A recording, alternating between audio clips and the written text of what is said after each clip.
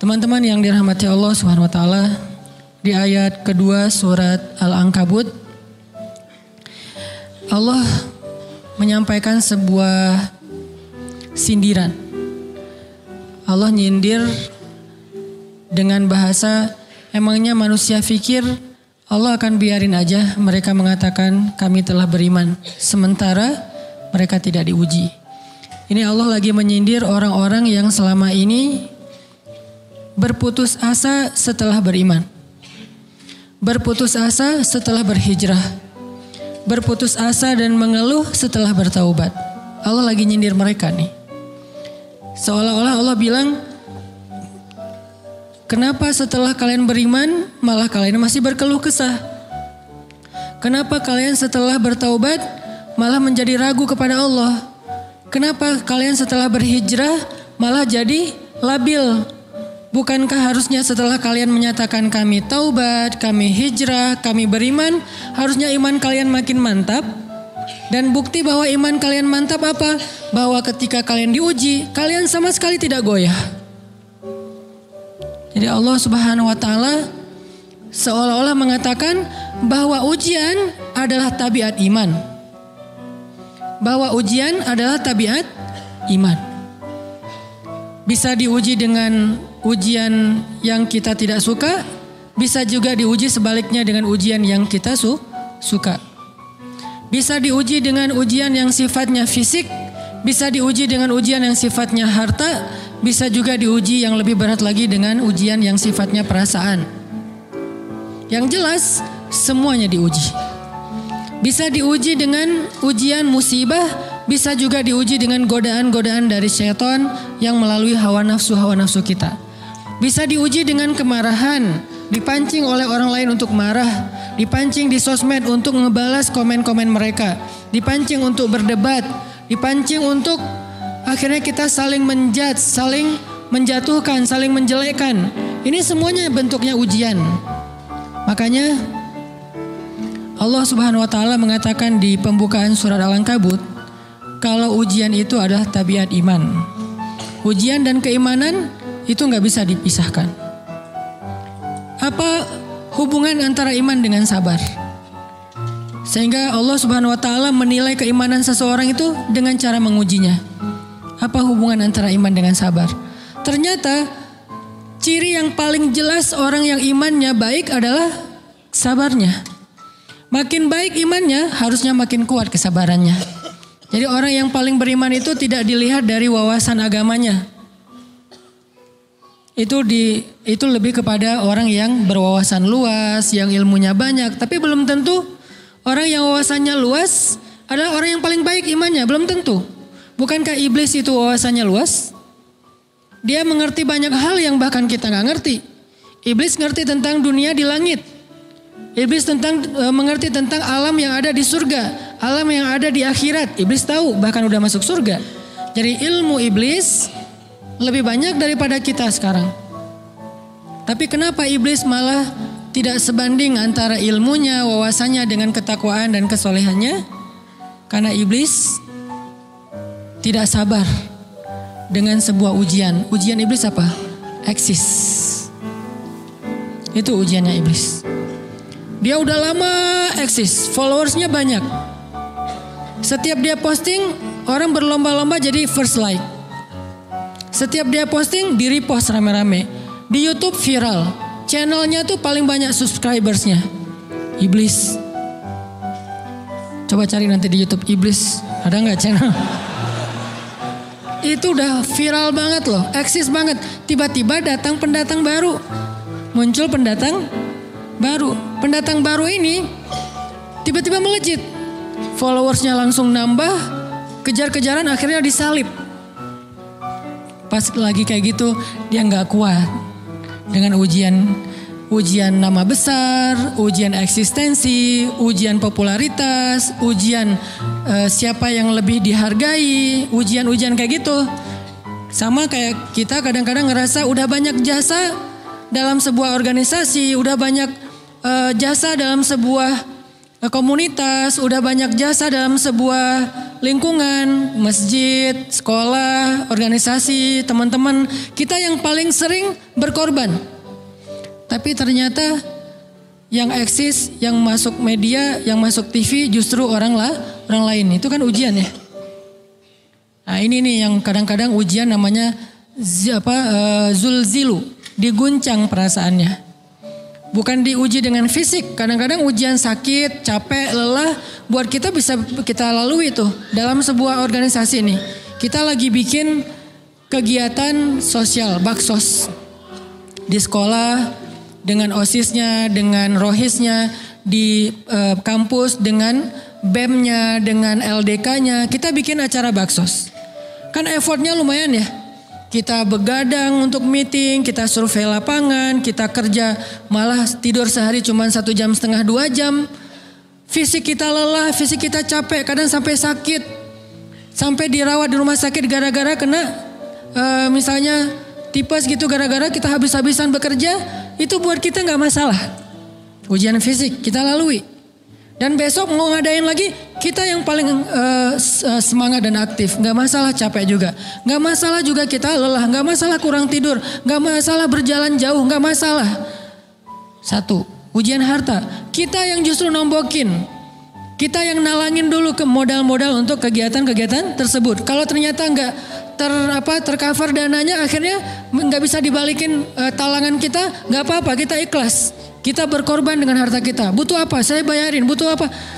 Kita lewatin ujian harta. Tapi begitu ujian perasaan, kita udah capek, lelah, kurang tidur, nombokin, nalangin habis-habisan. Ternyata teman kita yang jadi ketua panitia ada kadang cuman masalah itu doang. Atau dia yang jadi PR-nya. Yang namanya PR ketika diliput oleh media kan dia yang muncul mukanya kan. Akhirnya diundang oleh misalnya hitam putih lah atau apalah. Kok dia yang muncul di sana? Atau diundang berdua tapi sampai di sana dia yang banyak ngomong, kita diam aja. Pulang-pulang pundung. Begitu besok mau ngadain lagi udah gak mau terlibat. Left group. Kenapa itu terjadi? Ujian zulzilu, perasaan. Itu yang dialamin oleh iblis. Iblis rela banget disuruh beribadah, sujud beribu-ribu tahun, kuat iblis. Kalau kita mungkin jidatnya hitam, kalau iblis mungkin udah kepala-kepalanya hitam, saking rajinnya sujud. Wah, ibadahnya udah ribuan tahun. Iblis disuruh berkorban dengan harta yang dia miliki, dia kasih aja semuanya. Tapi kalau disuruh dia ngalah dari Adam untuk memimpin alamin, menjadi khalifatullahi fil ard, menjadi pemimpin wakilnya Allah di muka bumi, buat iblis ini berat. Kenapa dia? Ana khairum min, saya lebih baik daripada dia. Saya lebih senior daripada dia. Saya lebih sehat daripada dia. Saya lebih keren daripada dia. Saya lebih.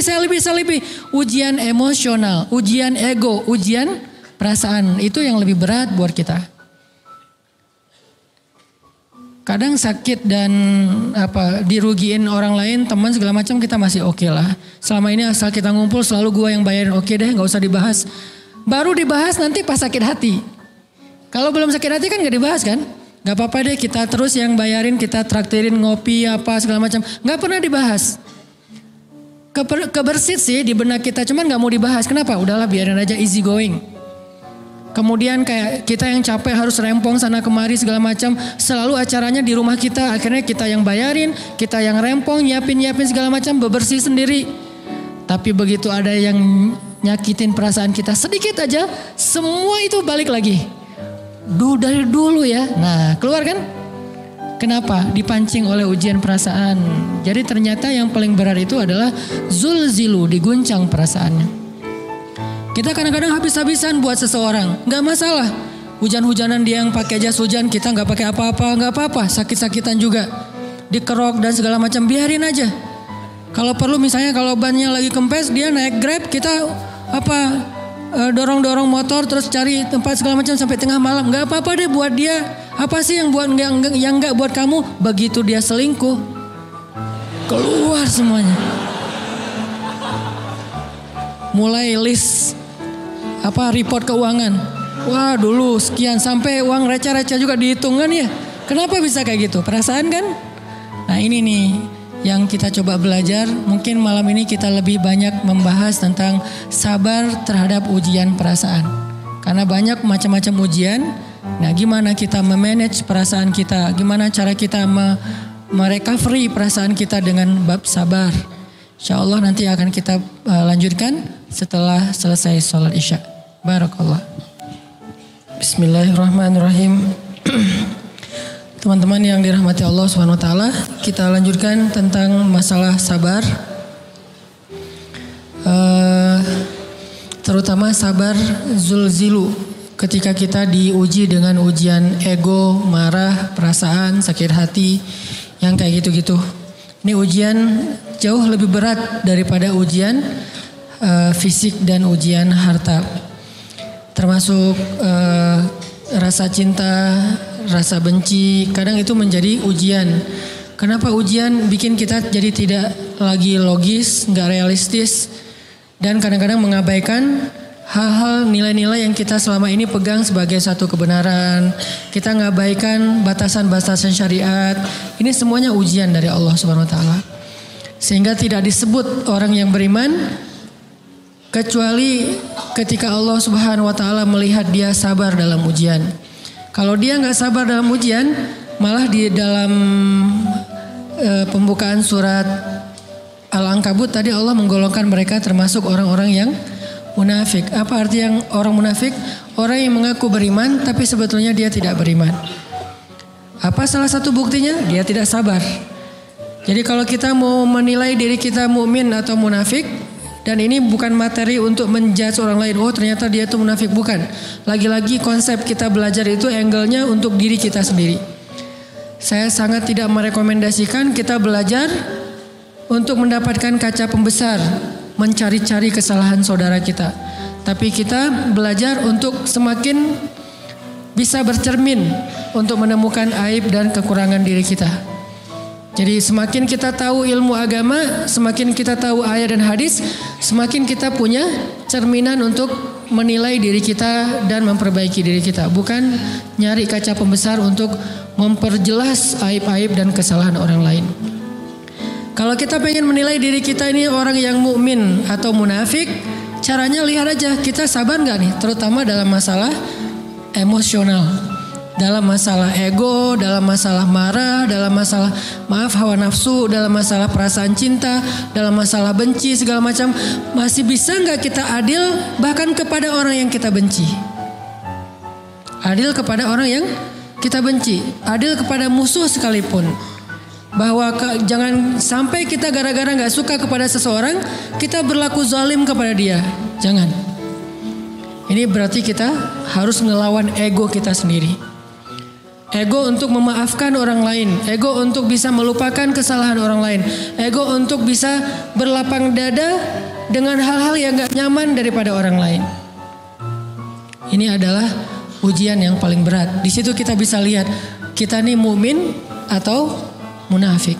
Kalau gak pernah sabar sama sekali dalam masalah ego, dalam masalah emosional, berarti jangan-jangan kita tergolong di antara orang-orang yang kata Allah, wa ma hum bimu'minin.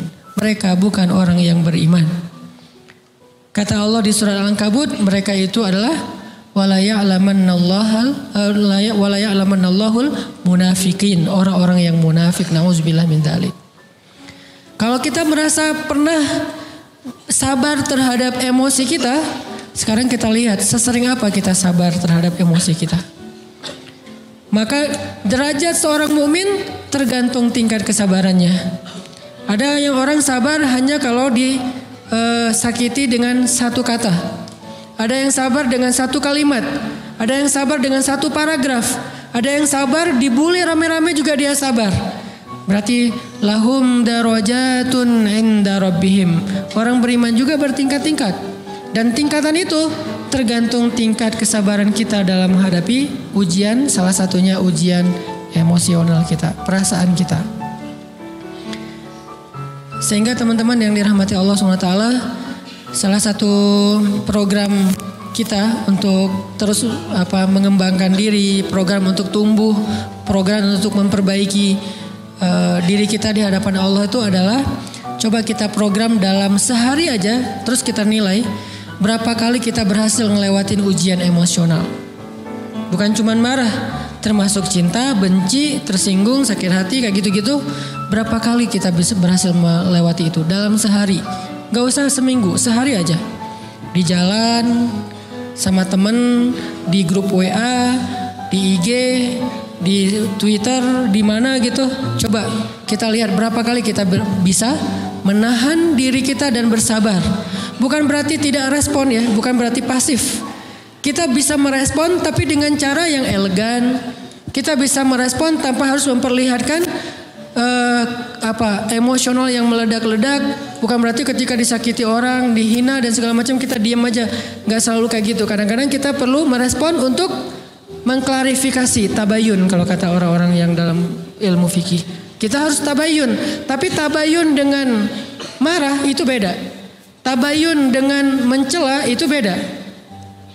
Sehingga kita mencoba menahan diri berpikir, aduh capek kalau gitu. Tapi kan ini bagian dari pembelajaran. Makin terbiasa kayak gitu, terbiasa elegan, maka otomatis jadi nggak terlalu repot lagi. Kan awal-awal bersikap pengen yang bijaksana, yang elegan, yang dewasa, itu kan kadang-kadang harus diusahain ya. Karena belum mengkarakter, harus mikir dulu gimana ya sikap yang paling dewasa, gimana ya sikap yang paling bijaksana, gimana ya sikap yang paling wise, gimana ya sikap yang paling elegan, masih mikir. Tapi setelah berkali-kali kita latihan, lama-lama itu menjadi spontanitas kita. Dan kalau udah bisa kayak gitu, insya Allah kita sudah mulai meniru nih akhlak Nabi Muhammad SAW. Ini ujian perasaan banget. Kalau tadi saya ngasih contoh diselingkuhin itu sebetulnya cuman bercanda ya. Karena diselingkuhin ini pastinya bukan ujian, tapi musibah. Pengkhianatan ya, tidak ada tempat. Gimana kita ngelawan perasaan kita kalau lagi kayak gitu? Gimana kita ngelawan perasaan kita kalau lagi diuji? Gimana cara kita bersabar? Karena iman dan sabar itu bisa dibilang satu paket. Gak disebut orang beriman kalau gak sabar. Dan insya Allah orang yang sabar itu adalah ciri-ciri orang beriman. Gak mungkin disebut orang beriman kalau gak sabar. Kita pikir memang iman itu hanya ucapan. Kalau iman itu cuma ucapan, inna sholati wa nusuki wa mahyaya wa mamati lillahi rabbil alamin, gampang. Kalau iman itu cuma ucapan, hasbiyallah wa ni'mal wakil, gampang. Kalau iman itu cuma ucapan, la haula wa la quwata illa billah, gampang. Kalau iman itu cuma ucapan, iyyaka na'budu wa iyyaka nasta'in, gampang. Tapi Allah mengatakan, wa ma hum bimu'minin. Ahasiban nasu ayyutraku ayyakulu amanna wa hum la yuftanun. Emangnya cukup dengan hanya mengatakan kami telah beriman lalu tidak diuji? Ternyata iman adalah sabar dalam ujian. Jadi nggak mungkin orang disebut beriman sementara dia tidak sabar, sementara dia emosional, sementara dia temperamen, sementara dia orangnya meledak-ledak, sementara dia orangnya mengeluh, sementara dia orangnya berputus asa. Nggak mungkin. Karena ulama mengatakan la tayasu, jangan berputus asa. Fa innal ya's laisa min akhlaqil muslim atau mu'min. Karena sesungguhnya keputusasaan bukan di antara akhlak orang yang beriman. Orang yang beriman itu tidak pernah berputus asa. Serumit apapun masalah kita, kalau kita punya yakin sama Allah bahwa Allah ala kulli syai'in qadir, maka kita pasti akan punya harapan. Kalau kita yakin bahwa Allahu Akbar, sebesar apapun masalah kita, Allah lebih besar daripada masalah kita kan? Bukankah kita mendengar Allahu Akbar, Allahu Akbar. Ada gitu yang lebih besar daripada Allah? Harusnya kita tidak pernah berdoa kepada Allah sambil mengatakan, ya Allah saya punya masalah besar. Itu sama aja dengan kita ngeledekin Allah. Sama aja kayak kita datang ke teman kita bilang gini, saya mau pinjam duit. Enggak akan banyak kok, saya tahu kamu kalau kebanyakan kamu gak akan sanggup. Kan gak mungkin kita ngomong gitu kan ya. Saya lagi banyak hutang nih, saya mau minta tolong sama kamu. Insya Allah saya gak akan minta seutuhnya. Saya tahu kamu juga kurang duitnya. saya minta dikit-dikit aja lah. Kan nggak gitu kan cara kita minta tolong. Sama aja kita doa, ya Allah saya punya masalah besar. Ngomong ke Allah punya masalah besar.